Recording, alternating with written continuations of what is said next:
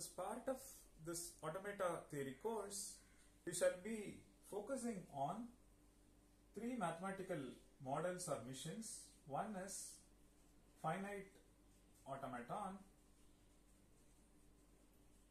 the next one is push down automaton,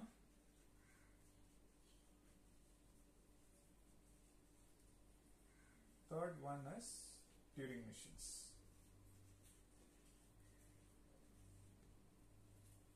If you look at any mission or a mathematical model, say for example, look at coffee vending machine.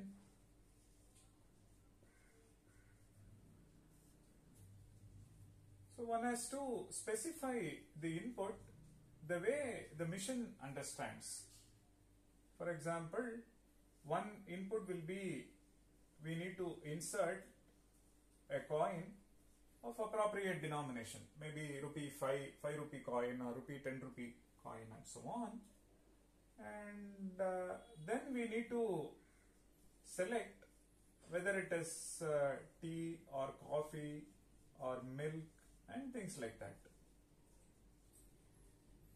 So once we give these and then press the start button, then the machine starts operating or starts processing the request, and finally there is a tray on which the output, a coffee or a cup of tea, is serviced.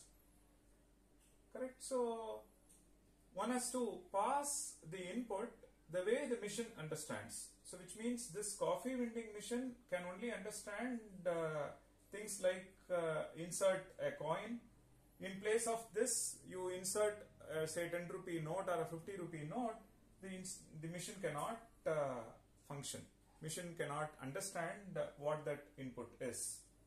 And similarly, one has to select one of this to request the machine to process say tea or coffee or milk.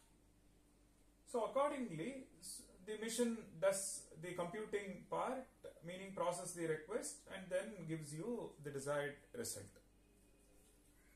And for a computer, we know one has to write say a C program or assembly level language instruction, or you directly interact with the machine through machine language, and so you give the input the way the machine understands. So if it is a C program, then you use scanf statement and pass the input the way machine understands. Then machine process the input, maybe it does some arithmetic on that and gives you the output.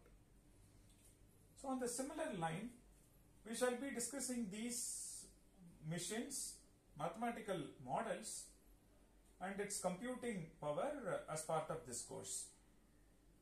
So to start with, let's understand what are finite automatons.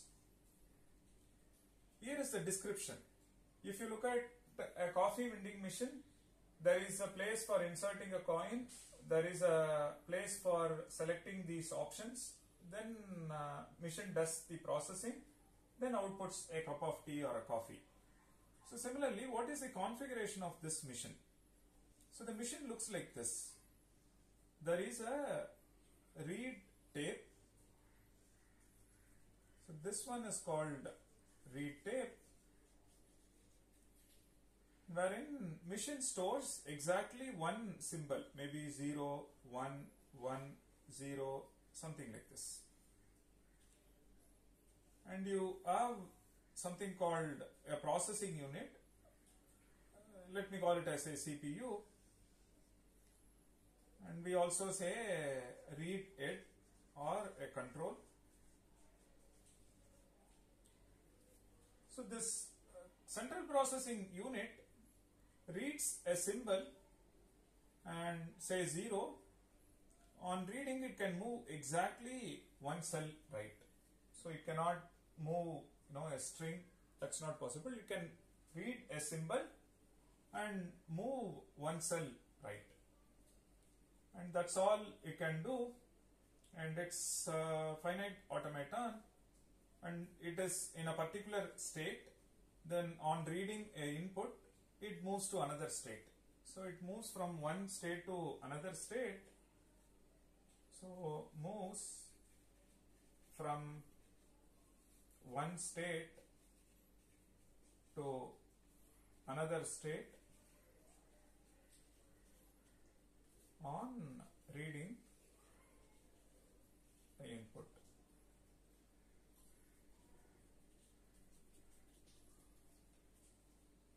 And it has finite number of states, which is why it gets the name finite automaton. So it's something like this. It starts from a state, let's assume initial state is Q0, then it reads a symbol, say 0, then it moves to the state, say Q1. Then on reading maybe say a 1, it can stay in the same state and continue to read any number of 1s. When reading a 0, it may move to say Q2. Something like this. If you look at the read tape, suppose it has 0, then 1, 1, 1, 1, say 0. Then at this point in time, it is at Q0. Then after reading, it moves to a state Q1 and it reads this symbol. After that, it moves one cell right. It reads 1 and then stays. It reads another 1, stays in the same state. Then it reads another 1, stays in the same state. Finally, it goes to Q2.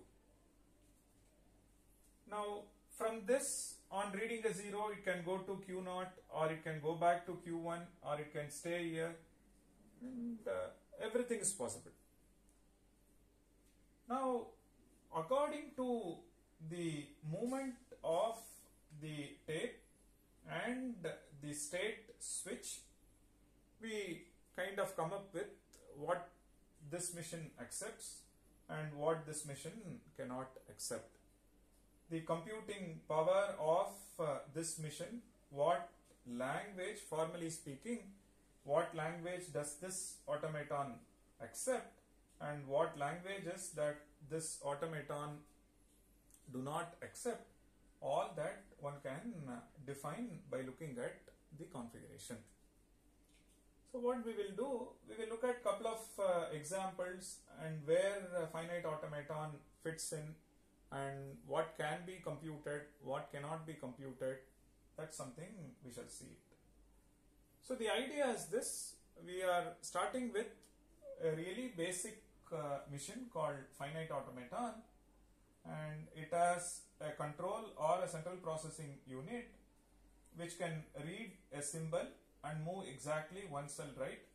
And so the machine cannot read a string in one go, that's not allowed. And each cell can only write or can only hold a symbol. It could be 0 or it could be 1 or it could be some character. And with such a description, one is interested in knowing what is the computing power of this machine. What is that this machine can compute? And what is the limitation of this machine? How do we overcome the limitation of this machine? What additional computing power one has to give so that the limitations of the machine can be overcome to some extent. Okay, so that's something we shall explore now.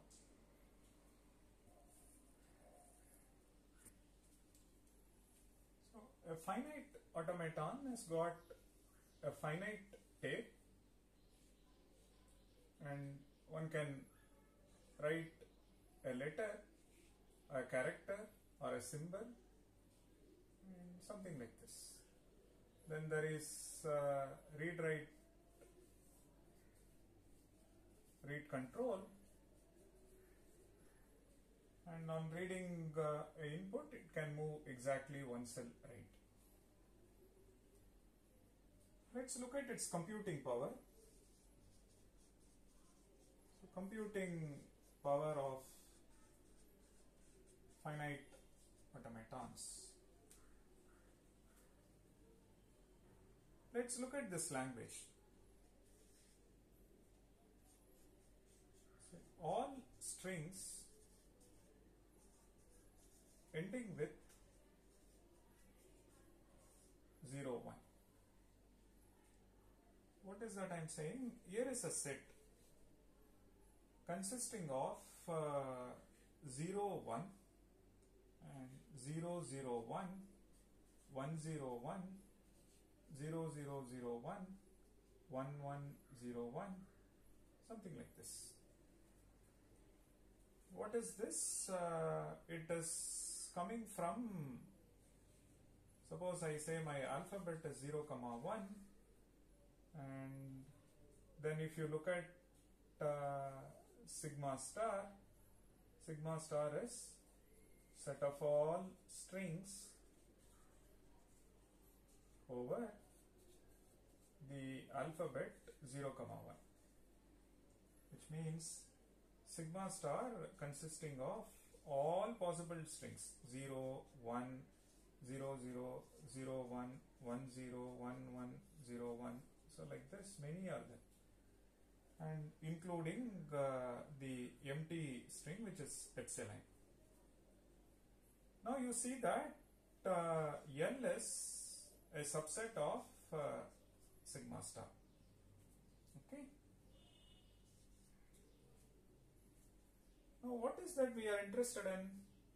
We are interested in designing a mission which precisely accepts this language. As mentioned before, language is a formal representation of the computing power of a specific finite automaton. So we want to recognize this language. We want to design a finite automaton accepting this language, and it should not accept any other strings. So as far as finite automaton is concerned, finite automaton accepting L, meaning all strings ending with 0, 1. For this, what are valid inputs? Valid inputs are precisely given in L. 0, 1, 0, 0, 1 and things like that. So what are invalid strings? So invalid inputs are just 0, 1, 1, 1, 1, 0, 0, 0, and there are many.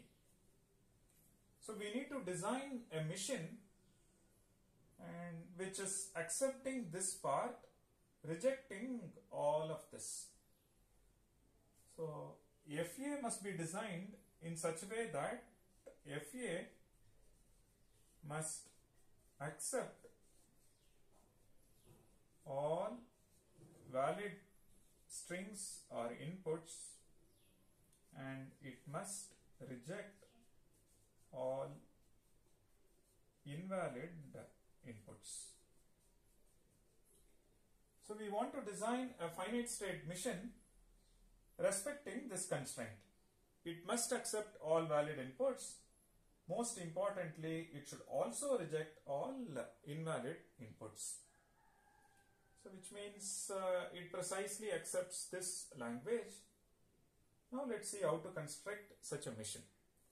Remember, mission has got something called input tape, wherein each cell you can only write a character, a letter, 0, 1, something like that. And there is a read control or a CPU which can move from, on reading input, a symbol, it can move from this state to the next state. It can move exactly one cell right, and which we model using states, and it can stay in the same state or it can switch to some other state and so on. And now given this framework or computing framework, let's see how to design a finite automaton accepting this. So now you may ask, does this have any relation to computer science? Why should we study a problem like this? It's a computational problem. Design, for example, one can ask, write a C program and that says yes, if given a string which is ending with 0, 1, then it says yes. And C program must say no if given a string that ends with something else. So now on the same line, we want to design FA which satisfy this requirement. That's on one side. Another side, these are all patterns. It is not an arbitrary string. It is a string wherein if you look at the suffix has a specific pattern, 0, 1 in this case. So pattern matching is a fundamental application in computer science. You are given a document. In that document, you want to search a text. You want to search a text satisfying some constraint. You want to search a pattern in that. So pattern matching is a fundamental search or a fundamental application as far as computer science is concerned. And here is one case study which is modeling this pattern. Now let's see how to construct a finite automaton for this, and what all other questions of similar nature or type that this FA can accept, and what all languages that FA cannot accept. All that we shall see next.